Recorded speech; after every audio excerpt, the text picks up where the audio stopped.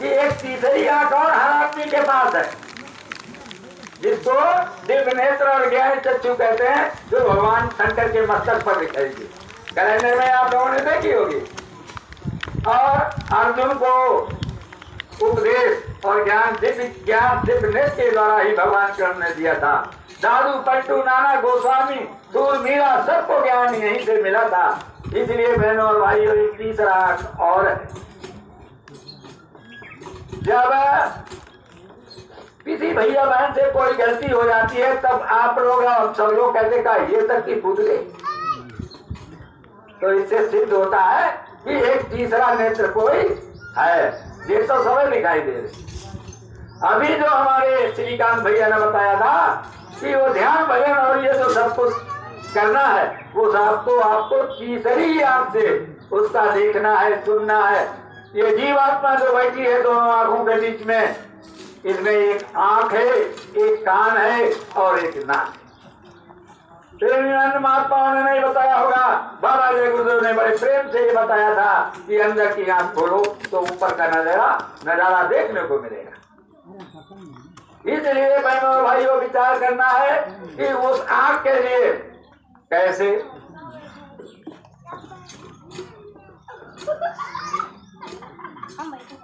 प्रेमियों, इन दोनों आंखों के बीचों बीच में, दोनों भावों के बीचों बीच में, जहाँ पर ये भाई लोग तिलक लगाते हैं, देखो भैया वैसे तिलक लगाए, और हमारी बहनें माताएं बिंदी लगाती हैं, इसी स्थान पर बिंदी लगाती हैं। ये क्या है? यही जीवात्मा बैठी हुई है। ये जीवात्मा को सजाने का केंद्र है, इस स्थान। अगर महात्मा लोग चंदन लगाते हैं, यहाँ लगाते हैं, अगर इसकी जीवात्मा सजावट न होती तो यहाँ लगा देते। यही क्यों लगाते हैं? यहीं पर जीवात्मा बैठी है, वो जीवात्मा को ठंडा करने के लिए वो चंदन महात्मा लोग लगाते हैं। इसलिए बहनों और भाइयों, विचार करो, हम यहाँ पर बैठे हैं, आपने पढ़ाई पढ़ी है और गुरु महाराज ने पढ़ाई कहाँ से शुरू करी है? प्राइमरी पहले आपने पास किया, फिर इसके बाद जूनियर हाई स्कूल पास किया, फिर इसके बाद हाई स्कूल किया, हाई स्कूल के बाद इंटर किया, और इंटर के बाद बीए किया, ग्रेजुएट बने, और फिर ग्रेजुएट के बाद 16वां पास किया, पोस्ट ग्रेजुएट बने, एमए किया, और एमए की पढ़ाई यहाँ से खत्म है भौतिक, और यहीं से स्वामी जी ने हमें आपको ऊपर का ज्ञान बताया। ऊपर की पढ़ाई पढ़ो, ऊपर की तरफ चलो। इस मनुष्य शरीर में आपके नीचे के चक्रों से ये जो पिंड है, यहाँ पर जीवात्मा बैठी हुई है। अब आप इस जीवात्मा को कैसे कैसे इस शरीर से निकालोगे, कैसे क्या करोगे? इधर आपके कंठ चक्र पर आद्यमा शक्ति विराजमान है, और यहाँ पर आप बैठे हैं, और ऊपर नंदन भगवान जो आपके पिताजी हमारे आपके सबके हैं, वो बैठे हो। और जिनको कहते हैं देवी देवता, भगवान शंकर आपके हृदय में बैठे हैं, और लक्ष्मी विष्णु विराजमान है 9वीं स्थान पर, और स्वादिष्ठान चक्र पर ब्रह्मा और सावित्री विराजमान है, और मूलाधार चक्र पर गणेश जी बैठे हुए। तो इस नीचे के चक्रों को स्वामी जी ने सब कुछ छोड़ दिया, और यही छठे चक्र से, ज्ञान चक्र से हमें आपको ऊपर की साधना और ऊपर के मंडलों की सैर कराई। अब एक बात सोचो, मैं आपसे पूछना चाहूंगा कि बाबा जी ने एक बात अपनी पर्चे में दी, अपना मूल ठिकाना बताया। क्या कहा? कि हम आए हुए देश से जहाँ तुम्हारो धाम, और तुमको घर पहुंचा उन्होंने एक हमारो धाम। क्या अन्य महात्मा आपके धरती पर बहुत से घूम रहे हैं?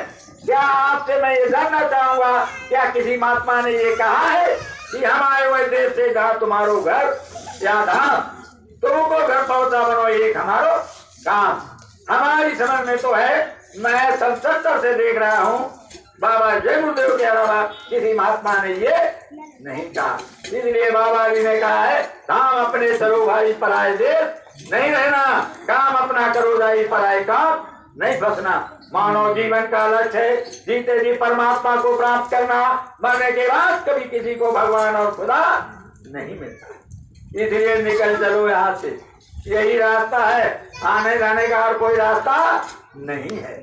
जब बच्चा पैदा होता है गर्भ मास में, वो माँ के अंदर पेट में होता है, तब 5 महीने के बाद उसकी जीवात्मा को ऊपर से ला करके और पिंड में यहाँ पर छठे चक्र में जीवात्मा को बैठा दिया जाता है। तब वो प्रभु को हर समय याद करता रहता है। और जब वहां से उसको बाहर आता है कर्ता कार की हो गर्भ से न्यारा, जैसे न्यारा हो जाता है वो सब चीज भूल जाता है। लेकिन प्रेमियों विचार करो, वहीं पर एक बात, जब प्रभु के सामने खड़े थे, नाना प्रकार के कष्ट झेल रहे थे, गर्भ की पेट में गर्भ की भट्टी लोह की भट्टी जल रही थी, उस समय आप क्या कहते थे? अब हे प्रभु करो कृपा यही भांति और सब तर भजन करो दिन राति। क्या ये सब लोगों ने कहा था? और कहा नहीं था तो कैसे वो स्वामी जी ने लिख दिया? कोई नशे में नहीं लिखा है, उन्होंने खूब जानबूझ करके समझ सोच करके लिखा है। लेकिन हमें क्या दिखाई दे रहा? हमारी कुछ बहनें बैठी और कुछ भाई बैठे, और ये सब मकरंदपुर वाले पता नहीं कहाँ चले गए। क्या इनने ये नहीं कहा था अब हे प्रभु करो कृपा ये भांति और सब भजन कराऊं दिन राति? ना, इनने जान आई गई। मंगूलाल भैया हमारी समझ जा कही थी, अब हे प्रभु करो कृपा ये भांति और मेरी खुरपिया पौड़िया चलाए देवरात्रि। मकरंदपुर वालों ने ये कहा था, आखिर क्यों नहीं आए? उनको ही तो सब कुछ सुनना चाहिए था। इसमें कुछ दुकानदार भाई होंगे वो भी नहीं आए। क्या उन्होंने यही कहा अरे प्रभु करो कृपा ये भांति और मेरी दुकान चले देगा? अरे सत्संग के लिए दौड़ना चाहिए, बात करके सुनना चाहिए। अभी हमारे श्रीकांत भैया और हमारे भैया परशुराम जी बता रहे थे कि वो काला से गोरा हो गया, पापी नर्क में डाला था, वैकुंठ में चला गया। तो ये सत्संग का फल है। जब सत्संग जीव को मिलता है, सत्संग जल पावे जो प्राणी महिलाएं कट जावे सो हम जाने। और मकरंदपुर में कुछ लोग और ऐसे नौकरी वाले भी होंगे, तो उनने क्या कही थी? अब हे प्रभु करो कृपा ये भांति और दफ्तर में घूस मिले दिन रात।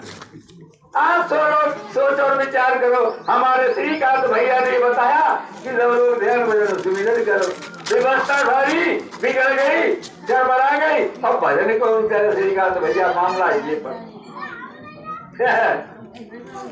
भजन नहीं हो पा रहा है, इसके लिए गुरु महाराज जी दया करे जो हम लोगों की नैया पार हो। प्रेमियों, ये मनुष्य शरीर अनमोल है, आला बेश कीमती है, चंद्र रोजा है, मुसाफिर खाना है, ये किराए का मकान है, बड़े भाग से हमको मिला।